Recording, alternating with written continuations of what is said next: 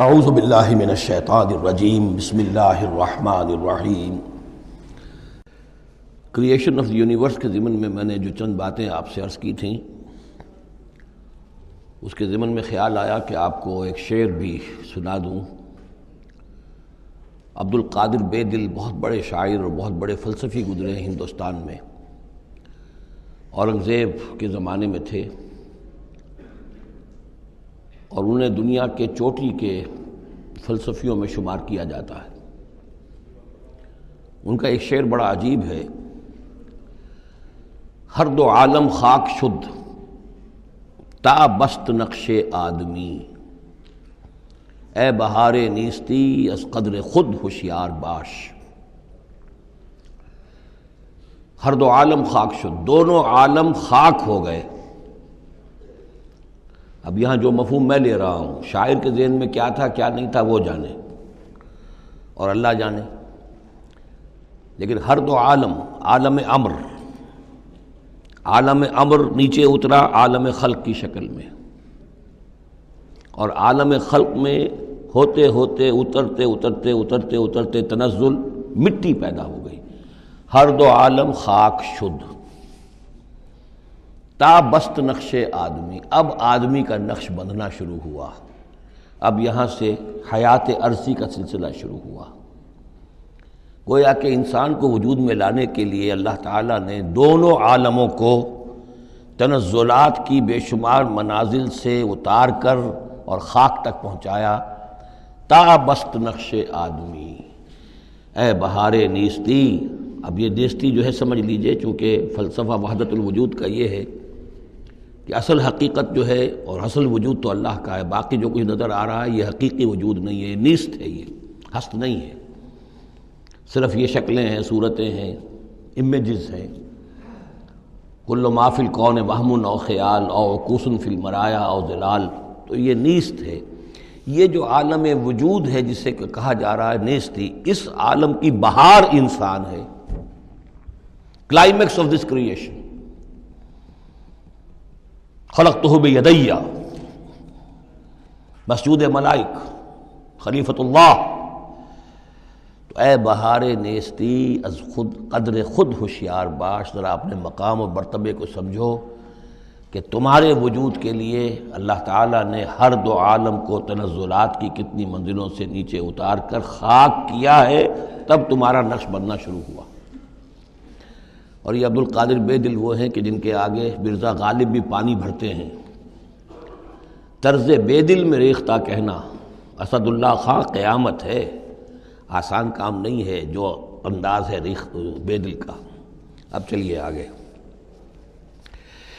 وَإِنَّ لَكُمْ فِي الْأَنْعَامِ لَعِبْرَةً، جیسا کہ میں نے عرض کیا تھا، اس سورہ نحل میں اللہ تعالیٰ نے جو مختلف نعمتیں انسانوں کے لیے بنائی ہیں، پیدا کی ہیں، ان کا ایک ایک کر کے تذکرہ ہو رہا ہے۔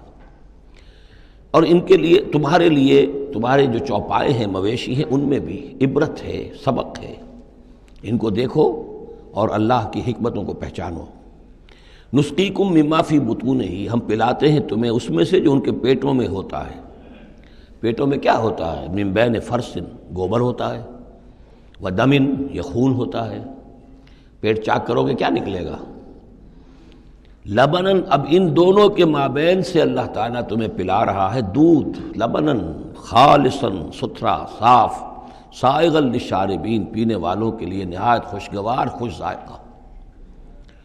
ومن ثمرات النخیل والاعناب، اور کھجوروں کے پھلوں سے بھی اور انگوروں سے بھی، تتخذون منہ سکرا ورزقا حسنا، اس سے تم نشے کی چیزیں بھی بناتے ہو، اور یہ کہ رزق حسنہ بھی ہے، بہترین رزق بھی ہے تمہارے لیے۔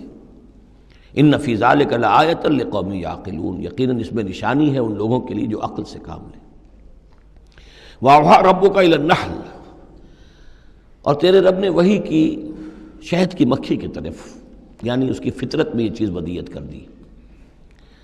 ان اتخذی من الجبال بیوتا ومن الشجر ومما یعرشون، کہ گھر بنا پہاڑوں پر بھی اور درختوں پر بھی، اپنے چھتے لگا، گھر بنا۔